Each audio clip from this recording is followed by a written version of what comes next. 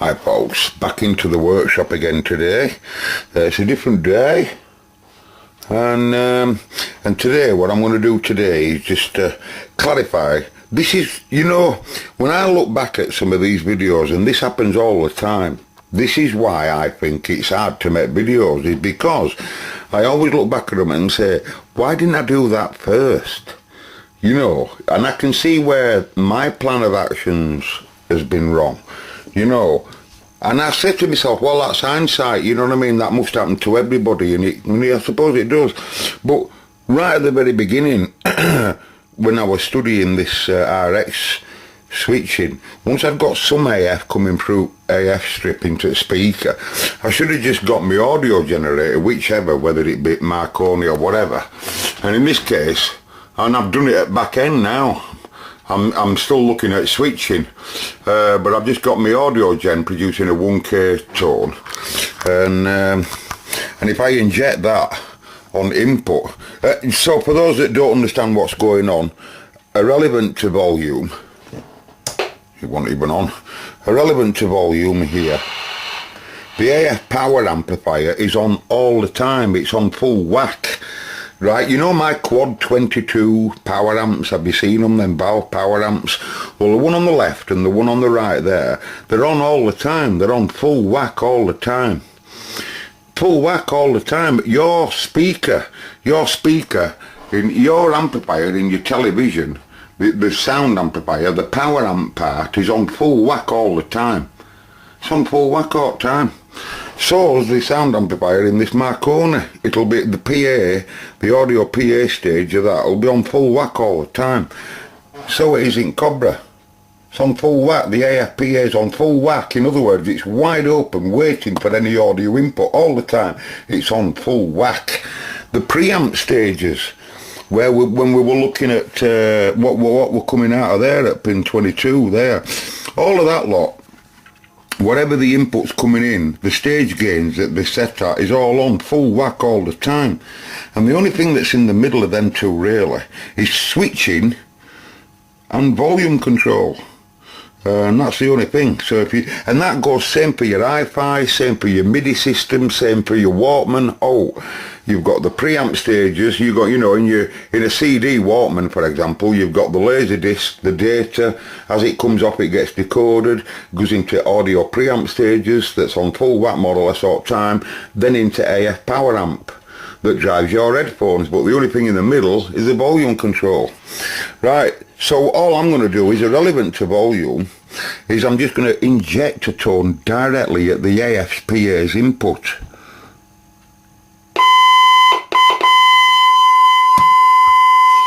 Now then, for my automatic recording camera here, which is really poor, I'm going to show you that we're blasting the doors down, proving that the AF power amp, like I said, is up and rolling.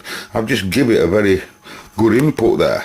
But if I do the same thing at the front of the animal and give the same input now at the volume controls wiper,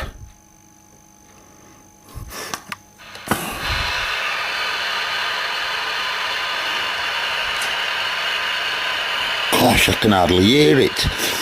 I just can't hear it at all when I directly feed it. And you know why? It's because it's not passing. If I give it some more gain,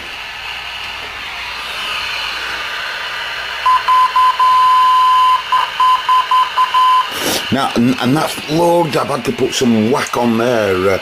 There's no control on here, but I can tell you it goes up to some whack. Does John Deere, that will drive some, and way too much from what it would normally have. But I'm not going to do any damage. There's no connection, right? So now we know that the preamp stages are perfect. We know that I've confirmed that the PA is working perfect. And so if I were to scope any one of them volume controls now, wipers, they get shunted to deck, right? But all of them, like I say, the audio parts pass through the mode switch. So, you know, there'll be something missing. There will. It still could be this switching. I haven't sussed it completely yet because I haven't really had a good look. But that's where I'm going to look. I'm going to look in switching and this switching here. And because that's all the problem is now. It's just there. But they are very complicated, by the way. Switching circuits are not easy. But I'll be back, folks. Okay folks, a new cup of tea always makes a big difference. Right, so we're back in, and it's time to have a good look at that relay, isn't it lads, right? So, you know, you always do, sometimes you do wrong things. So what I've done here is this yellow wire that were coupled up to all that group that used to go to bleep, and I disconnected this link here. I just wanted to suss out how this relay is working and how it's interacting with these two switching trannies. So I've lifted this diode up which supplied this wire, and like I said in previous videos, all that circuit's doing is just holding. It's just exactly like I explained. You key your mic, it charges up the circuit, turns on the relay, charges up the timing circuit, and it just sits there waiting until you let go of mic. As soon as you let go of mic, this relay circuit keeps on for a small period of time and allows the bleep circuit to wake up, produce the tone, and send the tone straight into the mic chain circuit so that the bleep will be heard. Now then, so now, as I said it in earlier, I want to put the bleep back as is. You know, I want it to be an original Concord light. So I'm sussing out speaker connections here, and I noticed that this is me that's broke into this wire here. When I disconnect that wire, I lose all my AF output completely, right? Which is really interesting. I'll tell you for why, because now I've disconnected all this. Well, I haven't disconnected all of it, but I've disconnected what's supplying this relay circuit up. So now when I go TX now again, on just a normal stock mic, we can still see that I'm switching to TX, which you can't see, but the relay is not clicking over now, right? you can hear this test set firing up. So let's put it on frequency a bit. It will want setting up, will this pile?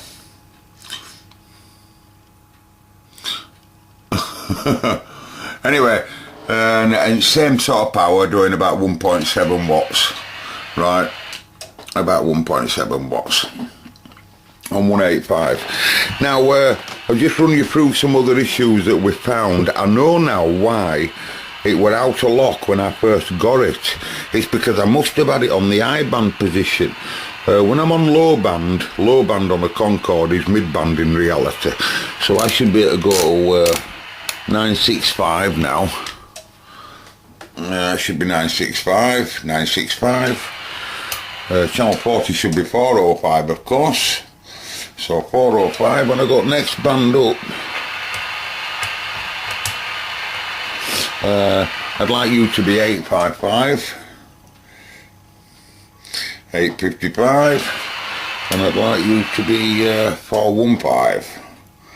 Right, but when I got next band up again, the animal is completely and utterly out of lock. No RF power, and that's it, channel 1. This is supposed to represent channel super high band, or channel 40. Now, that doesn't have to be, of course, the VCO that someone's wrecked into down there. It could simply just be one of these offsets. So all I'll do to suss it out is literally scope output and see whether I-band's been produced here. If it's not, then I'll have a look in VCO area, but I'll bet you out like the I-band not working is something to do with this. And same with its switch clarifier.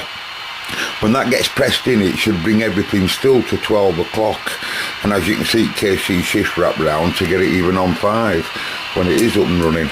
So that'll only want its what we call standard supply coupling back up, rather than it's switched, which I'm using at the moment to get the 405, of course. So then once I suss that out, I'll put a new VCO block in with a new scrub. I've got all together as one block, one of my test ones, and I'll put all this power supply back right.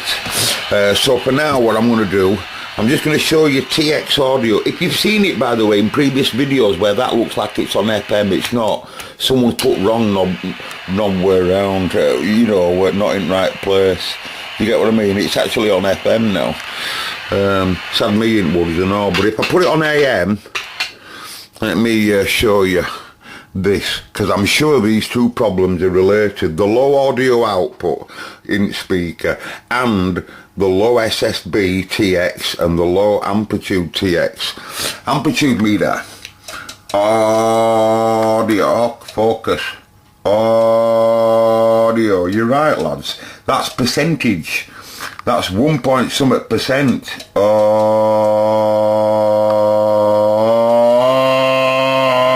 That's nearly 20 if I really make some noise.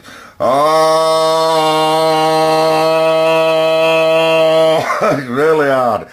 But when it's on FM, of course, in TX. Audio. Why have I got no FM? Because I'm not in FM, you carrot. Now you're in FM. Audio. I'm not even getting any FM. Why aren't I getting any FM? No FM at all.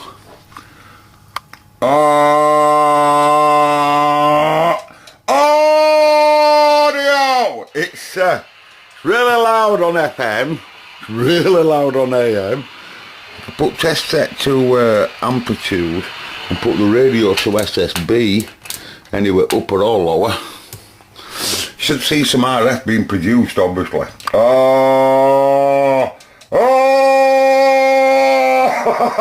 It's really, and that's because there's no TX being made, hardly. As you can see, it's producing carrier, but we're talking about an audio issue here. So what I'm going to do there, in that case, I'm going to try and put all of that lot now back to stock.